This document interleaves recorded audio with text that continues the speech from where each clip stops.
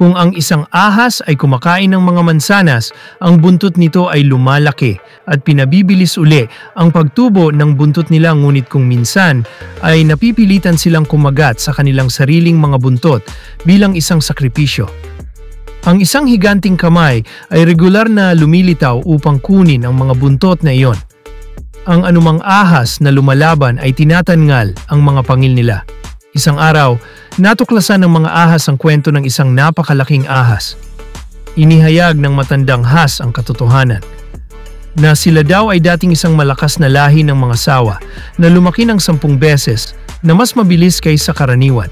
Ngunit ang higanting kamay na natatakot sa kanilang lakas ay humingi ng mga sakripisyo. Tinanggal ang mga buntot at kinuha ang mga pangil upang kontrolin sila.